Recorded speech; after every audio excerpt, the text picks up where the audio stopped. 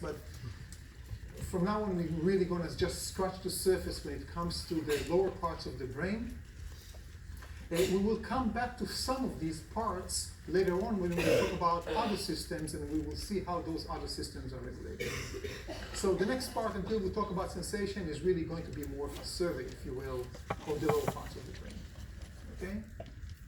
So lower parts of the brain, we have the diencephalon, we have the cerebellum, and we have the brainstem. And we're going to start with the diencephalon, which it's going to be basically a slide for each part. So help me, diencephalon composed of what? Let's do the left. Okay, epithalamus, thalamus, and hypothalamus. We're not going to talk at all about the epithalamus. Maybe just mention what's a very important gland that we find in the epithalamus.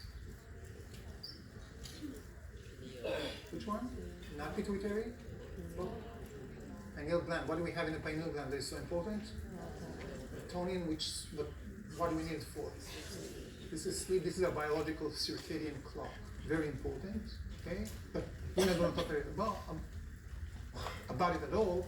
We're going to talk a bit about the thalamus and a bit about the hypothalamus.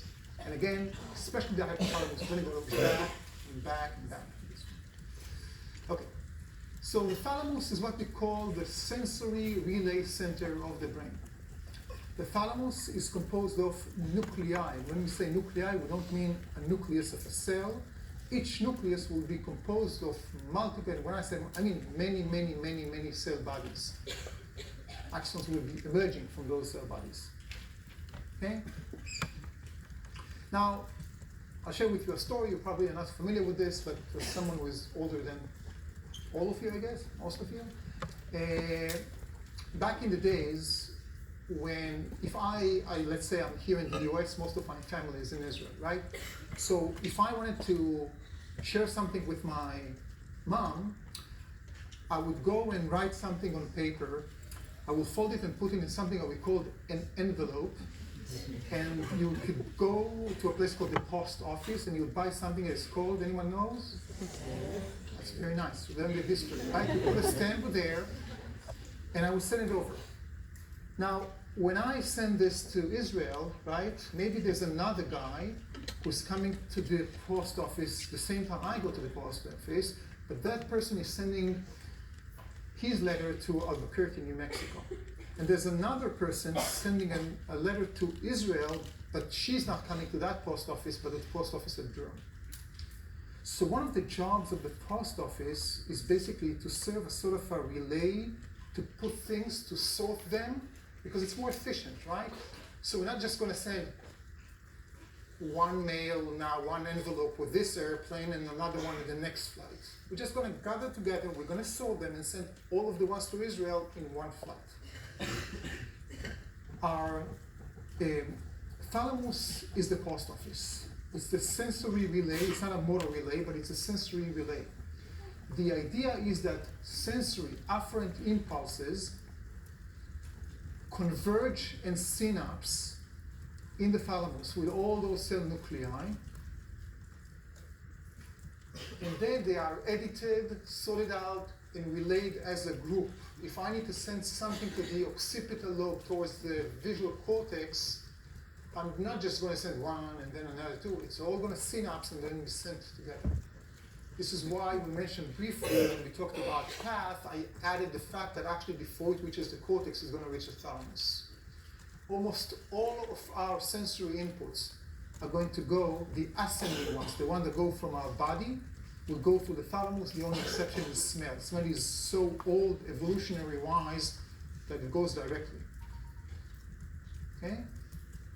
So that's basically our thalamus. Making things more efficient, it's the post office, and allows, and when we say post office and sorting, all of these are synapses. Okay, synapses and synaptic activities and EPSPs and IPSPs, everything that we discussed. You know this stuff at the molecular level. Questions about the thalamus? Yes? So with the spoken word activity that we did last class, it goes before the visual. Fairly goes to the thalamus and then you go to the auditory cortex, exactly. What about when you were reading it? First it's going to go to the thalamus and then it will go to the visual cortex. That's the other step. We basically have, if I'm now touching the desk, a sensory receptor, this touch receptor. They're going to send signals, generate action potentials in a neuron that will go and synapse with a neuron in my spinal cord. But that neuron in the spinal cord is not going to go all the way to the, tell me which part in the cerebral cortex? I just touched something. Somatosensory cortex, right? It's not going to go directly. It's going to go through with another synapse, or through another synapse with another third neuron that will go to the cortex.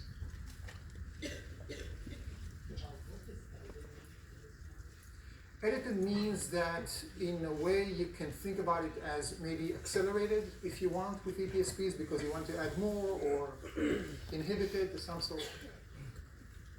Okay. Yeah.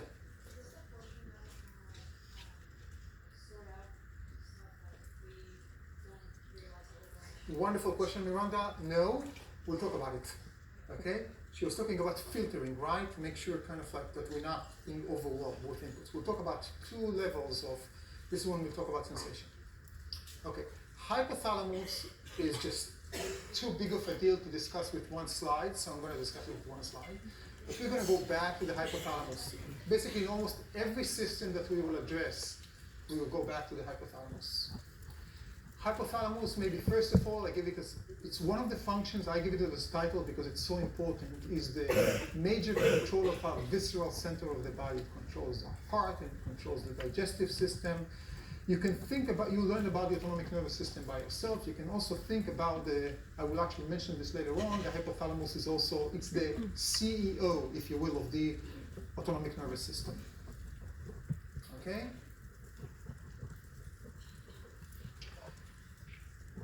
It's also the link between our two main regulatory systems, the nervous system that we have discussed so far, and the endocrine system that we will start to talk on Tuesday. And the link is going to be between the hypothalamus, right here, with some nuclei that you see here, a very unique nuclei, because they contain cells that are exceptional in our body. They are both neurons, as well as glands. So they are going to secrete, instead of just neurotransmitters, they're going to secrete hormones. We'll talk about it on Tuesday. We'll start Tuesday with this interaction, and they're going to secrete those neurotransmitters to a gland. A gland is part of the endocrine system, which specifically is the pituitary gland. Okay, we have anterior, posterior, we'll talk about that in details in the endocrine system. Right now, all you need to know is that the hypothalamus can basically regulate some, not all, but some of the endocrine activities. This is why when we get an input and we say, oh, we need to do something about it, we can send action potentials, and at the same time we can secrete hormones that will also have an impact. It controls your drives, and we'll come back to these drives, to thirst, hunger, satiety, sex. It's the main thermostat of the body. You are, as we will see today, you get input from thermoreceptors, whether it's cold or warm, but the part that is going to make sense in saying, okay, we need to warm up the body or to cool down the body, that's going to be the hypothalamus. And finally, and in a way it's coming back to the title, but remember there's a difference between saying viscerae and NAS and autonomic nervous system. It's again, is the CEO, it's the higher regulation of the autonomic nervous system. Okay? If you speed up the heart, which system is actually working here? You increase the heart rate. Let's stop for a second. Okay? I'm going to count to 3. All of us are going to put a hand, and all of us are going to cough until everything is off. Is out. You ready? It should happen. 1, 2, 3, cough. Take it out, take it out. All the way. No coughing from now on. You can cough, right? Hopefully you took some stuff out of the system. Come on guys, which system, you read about this, is responsible for increasing the heart rate? It's the autonomic, first of all, right? We're talking about the cardiac muscle, we talk about, okay, but which specific system? Sympathetic, wonderful. Now, sympathetic is the autonomic nervous system, right? It's not, you're not using your cerebral cortex. What happens if you open the door and seeing a friend you were not expecting, and boom, you see a friend, a long time friend that you haven't seen in so long, right? Your heart starts to beat right faster. What goes on here? What you get is emotions, right? What did we say in general? We process major emotions. We receive emotions. Remember? We mentioned that. We're going to mention it today. Amygdala.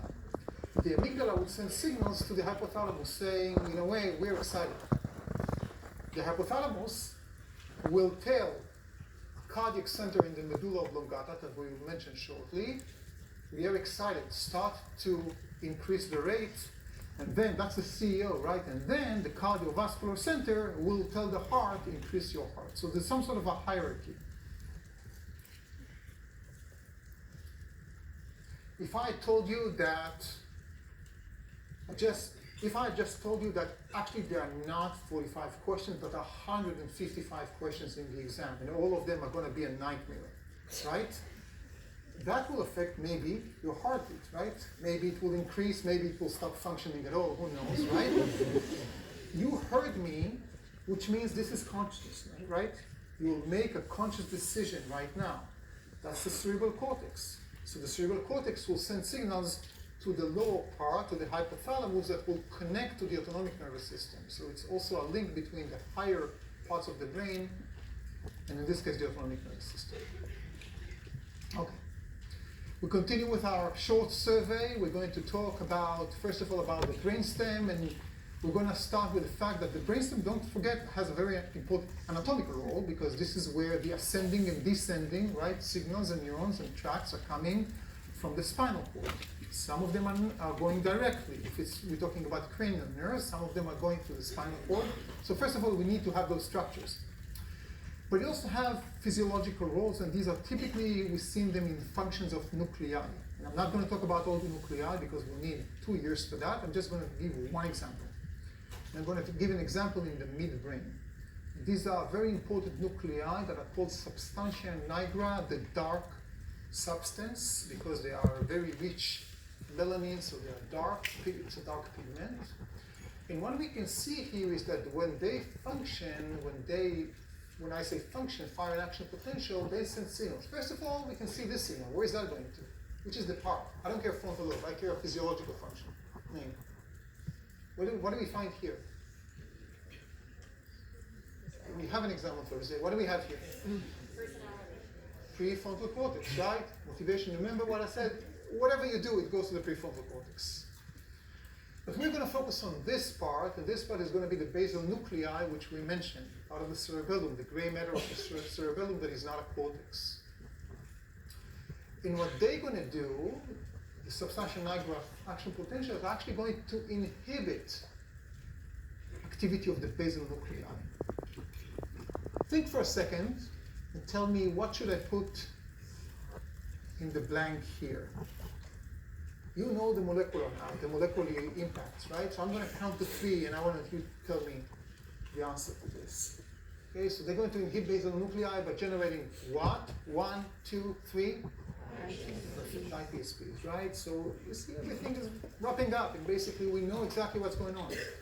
They're going to secrete a neurotransmitter called dopamine, and dopamine will open up what type of channels? Maybe potassium ligand-gated channels, maybe chloride, because this is how you generate IPSP. Okay, let's do a bit of a what if. What if the substantia nigra nuclei are damaged? Okay, I want you guys to think about it for a minute or two, and think about what potential consequences do I have based on what you know. Ask yourself the what if question. Let's think and talk with each other. So you can have an overactivity there, and it can result in diseases such as Parkinson's. Perfect. Okay, now repeat that. This is, by the way, do you remember we talked about the Bloom's pyramid, we talked about higher order, lower order skills, right? This is not about recall. I mean, you have to recall some, and you have some comprehension, but you have to synthesize. You have to do some put things together, right? We learned about the basal nuclei responsible. We mentioned the fact that one of the things they're responsible for is Remember onset, cessation of movements, and controlling antagonist muscle. That was one part. We talked about ITSPs, that's the second part. We talked about the negative regulation, that's the third part, to put them all together, right? So this is exactly what happens. Is there damage to the basal nuclei here? No. The damage is to the inhibitory control. And that's exactly what happens in Parkinson's disease. There's a progressive disease that affects the damages the substantia nigra. We are losing cells progressively. It doesn't happen at once. And as a result, the basal nuclei are intact, but they're just acting too much. And therefore, we are losing the fine control between antagonistic muscles, and we will see a lot of tremor movement. We have in many cases in Parkinson's patients the problem in initiating a movement and in ending a movement. I saw once a movie that was amazing to see how a person that really liked to jog, to run, he was like stuck. He couldn't do it. He had to find a specific position that allowed him to start. And at the end, he had to touch something, or touch leaf of a tree or something like that, so he can stop. Otherwise, he cannot. He had to get that trigger. Okay? So this is how we get Parkinson's disease. It's a good example of the importance of those nuclei. Again, the major part of the movement is that primary motor cortex, everything that we discussed, but we can see the importance of the nuclei, and we haven't yet finished with movements because we're going to talk about them. Questions about this? Okay. Kind of like a summary and a couple of examples of what the brainstem as a whole is doing. The midbrain, various nuclei. I just gave you one example that you need to remember. The substantia nigra, inhibition of basal nuclei by generating ITSPs. The pons is going to have different centers. It's going to be involved mainly, not just, but mainly in respiration. It's one of two, or actually one of three centers of respiration that we will discuss later in this semester. Could you hold your breath for me for a few seconds? Let's try it. Okay, release. So, was this a conscious decision that you made? Yes, right? So it came from the cerebral cortex, interacted with another center through the pons. The pons will talk with the medulla, and the medulla has two respiratory centers. That's the main center when we establish the pace of breathing. So we have both respiration centers in the medulla and in the pons, and they interact. The medulla oblongata maybe is the most important part of the whole thing. It has the reflex centers, the cardiovascular, the respiratory, digestive. Now, if you, let's say, if you take a heart, can that heart by itself beat, or does it have to have the nervous system to tell it to beat? Based on what you know, we didn't learn about the cardiovascular system yet. Can the heart muscle beat by itself? Yes, it can. It has pacemaker cells. You will know them more than you want to know later on. Okay? However, in order to fine-tune those to turn the rate up or down, we need to have the nervous system. This is a cardiovascular center in the medulla oblongata. So people who are, for example, damaged severely in the medulla oblongata, the heart can still contract to some extent, but it will not be able to function because you sometimes need to exert, right, to increase the heart rate or decrease the heart rate. Medulla oblongata is sometimes what we call brain death, okay, depending on the damage. The person can still have a beating heart, but will not be able really to function. And you can see that all of these have a lot to do with survival, right? What happens if I'm losing my whole prefrontal cortex? Can I survive? Yes, right? There's no function there that is essential. It will be a lousy life, sure, but you can survive. What will happen if I turn off my entire cerebral cortex? Turn it off completely. Will I survive? Yes. This is what we know as coma, for example. Okay, we survive with coma.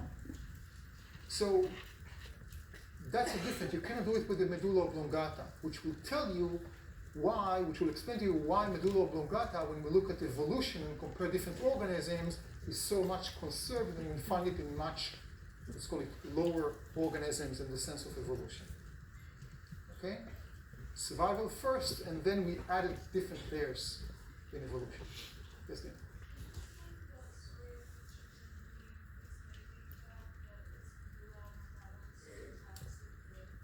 So the heart again will still contract. It's the same thing actually, not just with chickens, but with people. Don't try it at home. But the idea is that at some point you will not be able to regulate, and that inability to regulate means that at some point the heart will stop functioning. And that's the idea of brain death. And if someone had such a big damage, and that person is in the hospital, right? This is when the doctor will come to the family and talk to them about potential contribution, donations, etc., because it's not going to work anymore. Yes. Yeah. Okay. The last part we have before we move to sensation is the cerebellum, and cerebellum has again multiple functions, and we are just scratching the surface here. Cerebellum sounds a bit like cerebrum and cerebral cortex, right? And if you look at a section, it's not extremely different. You have two hemispheres, left and right. You have gray matter. You have white matter, and again gray matter, just like the basal nuclei, right? To me, when I see that, it also looks like a head of a lion. Can you see that? I don't know if there's any structure-function issue here, but that's what I see. And it has multiple roles, including even in memory, but I'm going to talk, since we talked about movement in different aspects, I want to address a very important part of balance and movement. So we said that if I'm making a plan right now to walk, where do I make this plan in my brain? I mean cerebral cortex, but where in my cerebral cortex? 1, 2, 3. Premotor. Don't be shy. That's a premotor cortex, right? And it will be executed through the primary motor cortex and then through other neurons, eventually to the muscles. But hey, I made a plan, but now I tripped because I lost my balance. Do we need to adjust the plan? We're not going to desert the plan and saying, okay, I'm not going to walk, right? This is the part of the cerebellum is contributing here. The cerebellum, sometimes we call it the autopilot. Why autopilot? Autopilot is the brain. If you think about a plane, right? The plane goes up, and at some point, the pilots will just put an autopilot, which is a computer. They put all the whatever they need to put there, right? They're saying this is the expected wind speed, this is the expected direction, and so on. Go and take us until we'll take over again. But we also have many sensors, and if at some point we see a difference, for example, in the wind, direction, level, whatever, then we need to adjust. And the computer will get a feedback, and as a result, we'll say, okay, we need to fix the time. We need to speed up a little bit, for example. That's exactly what the cerebellum is doing. So the cerebellum needs to get inputs about the real life, the real situation, and to provide outputs to perfect, if you will, the plan, to adjust the plan. So let's think about where we're going to get. Yes, question. So it's not compared to the basal nuclei, it will also work with the basal nuclei. So this is exactly what I wanted to do, is to think about different parts that contribute. And it will interact with the basal nuclei as well. But when we focus on the cerebellum, what type of input do we need to get? Tell me, what do you think? I'm about to walk, cerebellum is about to get the real life, the reality of my walking and to change, if anything. But what type of input should I get? Do I need to see, right? So visual inputs. Balance is extremely important, our equilibrium. We didn't talk about that part, but where do we find our equilibrium organs, sensory organs? You know, inner ear. How many senses do we have, by the way? You learn about 5. We have so many more of these 5, okay? We don't really just have 5 or even 6. We have many more of them. Equilibrium is a sense. Okay, so that's going to be 1. That's another one. We'll talk about a third one, but also we need a plan to compare to. Where are we going to get the plan from? Who's going to give us the plan? So we will know how to adjust. Who's making the plan? Premotor cortex, exactly. So let's see what we have. What we see here, on the left we see the inputs, on the right we see the outputs. Let's focus on the left. The premotor cortex, labeled in blue here, is making a plan. And when I say making a plan, it's firing action potentials through a specific set of synapses and neurons. And from there it will go to the primary motor cortex for execution, but it will also copy and paste that. It will send the signals of all the plan to the specific area in the cerebellum. Never mind the name of that specific area. We'll just say cerebellum. So this is how the cerebellum gets the plan.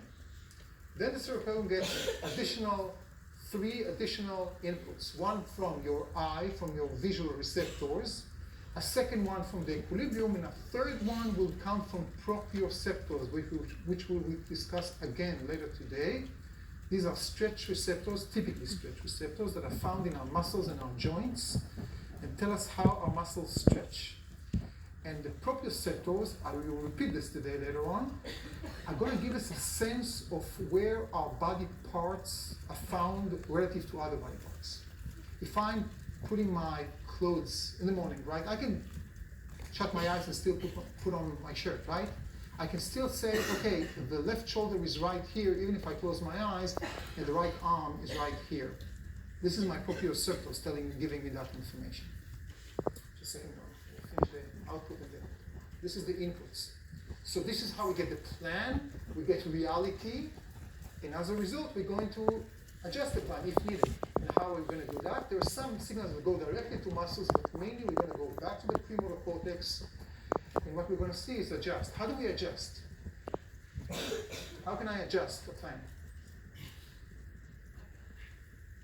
Okay, but what physically, what do I do? Molecularly, what do I do? If there's a path going from here to here and from here to here, one, and then to this student, and this student, right? And I say, okay, you're sending it to Lucy, that doesn't work for our plan. Okay, what do I do?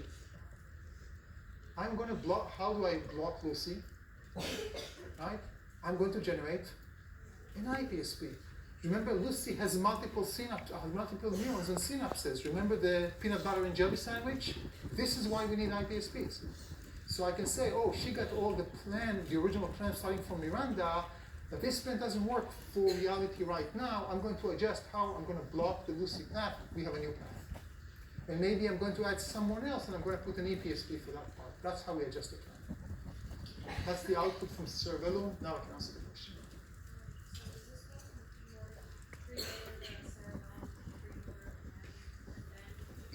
No, it will go from premotor to cerebellum, and in parallel, it's kind of like a copy and paste, in parallel to the primary, because you need to generate a movement.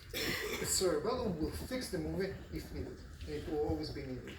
This is why when we talk about balance, if you talk about dancers, for example, you'll see a well-developed cerebellum. And I say well-developed, I don't mean big.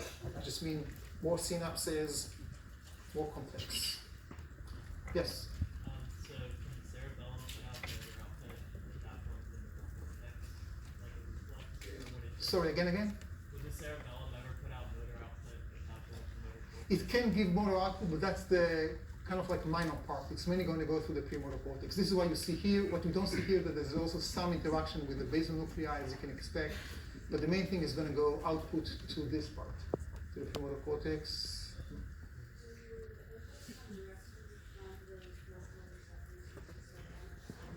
Yes, they're going directly to the cerebellum. Yeah. Yes, and do we go through, this is more the anatomy part, but what do you think? Do they go through the thalamus? The thalamus connects us to the cerebral cortex, not to the cerebellum. So one of our tracks is going directly to the cerebellum. That doesn't involve the thalamus at all. Yes, last question. I was going to ask if you could go through that example again of like changing the plan with the people down there. Yes, you have a plan. My premotor cortex made a plan. What is that plan? It said that neuron 1, we'll just give numbers, neuron 1 is going to synapse with 3, 6, 80, and 49, okay? So just two different neurons. 49 is going to synapse with 53, 70, okay? Of course, it's much more complex, many more neurons. Now, 1 is contacting with 49, 86, and 3, right? In two cases, that neuron is generating an EPSP and the other one is IPSP. That was the path that helped last time I walked. So that's the path we're going to use. But the cerebellum now sees that as I was walking, I hit the chair. Last time I didn't have a chair. So either stretch receptors, or maybe equilibrium, maybe a trip, and of course my visual input is telling the cerebellum and cerebellum and the premotor cortex, we need to adjust. You need to contract this muscle like this now, and not that muscle that I used to contract. That's the idea. It happens all the time. It's an ongoing process of whenever you are awake and active. Pretty amazing. Just to understand how complex that is, this is the real image, right? This is from the brain. This is part of our cerebellum, the part that deals with movement. Yes? So is the cerebellum sending out that new motor plan directly, or is it Directly to the premotor plan, to the premotor cortex. The last part I want to say about the brain before we leave the brain and move to sensation, we talked about different parts. But we also have two systems. What's the difference between a system and a region? System is not as narrowly localized to a region. So these are also nuclei, but are more scattered. And sometimes we just collect them and we call them a system. One could have argued that the other organ might be contributing to that system. It's just a definition. And we're going to very briefly talk about two systems. The first one is what we call the reticular formation. You guys covered this in the lab? Okay, so I'm just going to briefly over this. Again, these are nuclei found in the brain stem, but they're not in one region. They are scattered along the brain stem. This is why we call it a system. And they're responsible for multiple things, multiple functions. I'll mention two of them. These are the only two that you need to know for the lecture. One of them is what we call the ARS, the alert and awake, basically. Cerebral cortex is kind of like, take your right arm for a second, okay? And please gently, just tap the shoulder of your friend, not yours. The other guy is next to you, to the right, okay? Okay, you can even wake up students, that's perfect. I did not say stop, please continue. Now, at some point, it's going to be nagging, right? But you can stop. But the idea here is kind of like, right? I don't want to shame anyone here, but if, for example, someone slept, right? Then that will be wake up. That's exactly what the reticular formation is doing. It allows us some alert, so the responses of these cells will be better because they're more they get action potentials, these synapses will work better. As we sleep, for example, you could imagine that it's going lower. In coma, what would we expect? Nothing. The other function that I want to highlight addresses what Miranda was asking me about earlier, and that's the filtering out. Even if we don't do anything, but we're just sitting here on our chairs, we are overwhelmed with multiple sensory inputs. The cerebral cortex cannot digest, if you will, and cannot handle. Or maybe it can, but we don't want to bother it. So one level of filtering is going to be in the reticular formation. We'll have neurons that will get ascending inputs, and if those are just very repetitive, it will filter, it will not continue them towards the thalamus, and therefore the cerebral cortex does not need to deal with that. That's the first level, or actually the second level, because there's also a level of the receptors. A level of filtering, we'll talk about that today, or maybe early Tuesday. That's the only thing you need to know for the lecture about the reticular formation.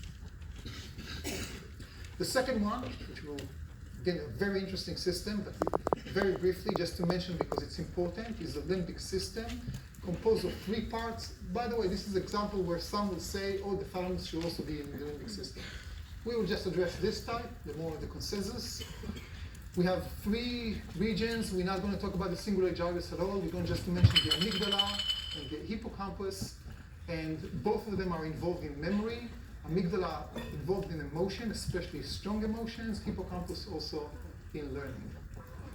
And memory might be, I think it's one of the most fascinating things, right, in neurobiology.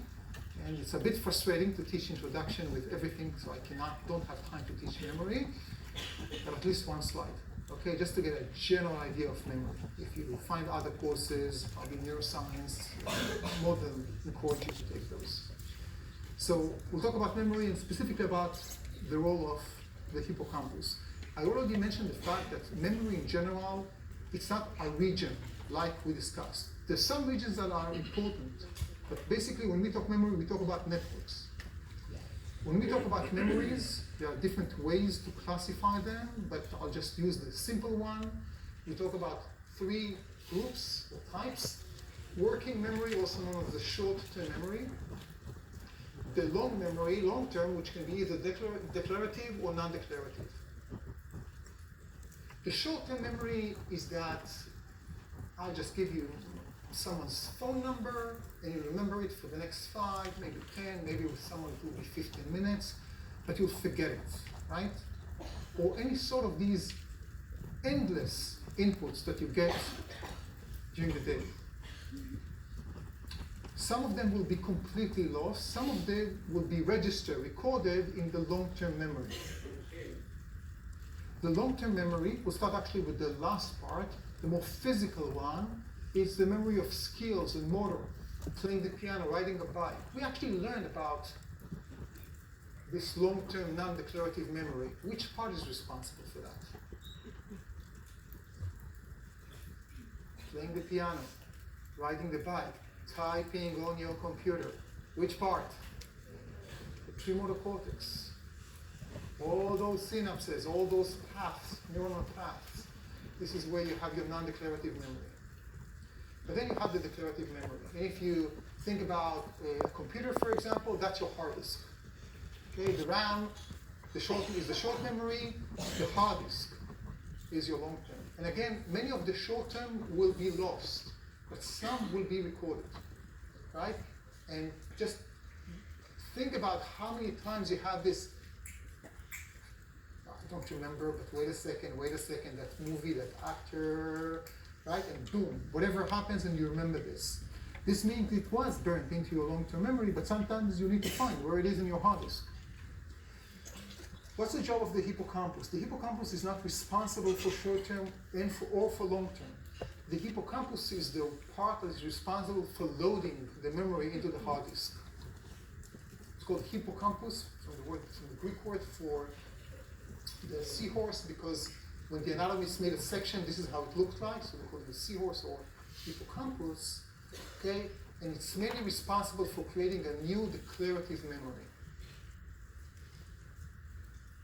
And I can speak for hours about the hippocampus and all this loading part, but there's actually one thing that will help you more than anything else. You might not have a time before the exam. There's one movie that I recommend. Anyone can tell me? I put that on Facebook. Nobody put the answer. It's called Memento. Anyone seen Memento? Okay. Isn't that a wonderful movie? It's a great movie. 5 penalty points. I love this movie. It's one of those movies that you actually need to see like 3 or 4 times when you really want to understand this. Now, Memento basically tells the story. I will not make any spoilers. This guy, the actor is Guy Pearce, was attacked. He and his wife were attacked. His wife was actually killed. And he has one idea in his life. Vendetta, he wants to revenge. He wants to find the killer and kill that person. He knows it's a guy. Okay? The problem is that during the attack, his hippocampus was damaged. And by the way, it's a perfectly accurate description of these phenomena, what the movie did. The problem is that he has a problem with the hippocampus. So can he, if he goes into the restaurant and sees the menu, and sees something and 2 minutes later you'll go back to the menu, will he remember this stuff, the short term? Does he have a short term memory?